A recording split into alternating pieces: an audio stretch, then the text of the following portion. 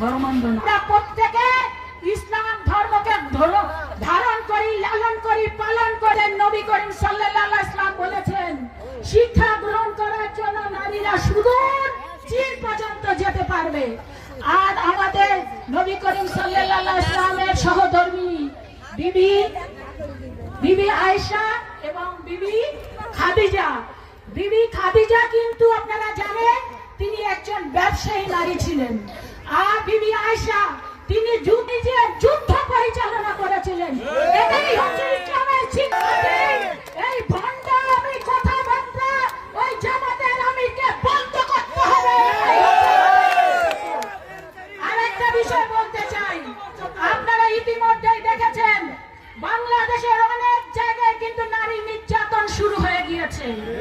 আমরা গতকালকে আমরা জানতে পারলাম রাজশাহীতে এক জামাতের নেতা আমাদের একজন নারী বোনকে জুতা পিটা করেছে। আমরা বলতে চাই এখনো সাবধান হয়ে যান। আর যদি কোন নেতা নেত্রী আর যদি বাংলাদেশের কোন নারীকে কোন রকমের নির্যাতন কিংবা ছোট করে দেখা হয় তাহলে তার বিরুদ্ধে আমরা রুখে দাঁড়াবোই না। আর আমরা ব্যক্তিহীন ভাষায় বলতে চাই, ওই জামাতের যেই নেতা ওই নারীকে জুতা পিটা করেছে, ওই ওপেন রাস্তায় দরকার হইলে ওই নারীকে দিয়ে ওই নেতাকে জুতা পিটা করতে হবে। কোনদিন এই বাংলাদেশে কেউ সাহস না দেখায় নারীর গায়ে হাত দেবার, নারীকে ছোট করে কথা বলার।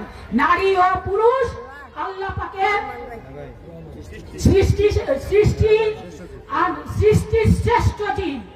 এখানে নারী পুরুষের কোনো ভেদাভেদ নাই। পুরুষ যেমন নারীদের সম্মান করবে, নারীরাও তেমন পুরুষদের সম্মান করবে। তাহলেই আমরা সবাই মিলেমিশে এই সুন্দর বাংলাদেশ গড়ে তুলতে পারবো। এখানে আমার ভাই জামিলুল হোসেন মিঠু একটা বিষয় বলেছেন, ত্যাগের কথা।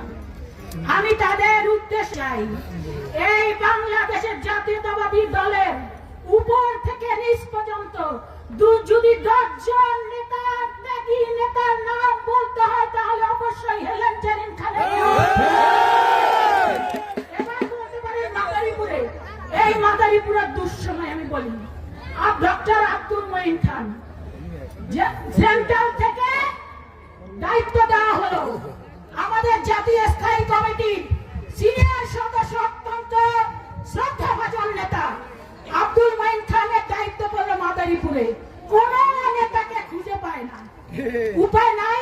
আমার সাথে কথা বললেন, আমি বললাম বলে যে আমার তো দায়িত্ব পড়েছে মাদারীপুর। আর সেই সময় সারা বাংলাদেশে একটা ভয়ঙ্কর অবস্থা, কোথাও বিএনপি নেতারা যেতে পারে না, যেখানে যায় সেখানে হামলা।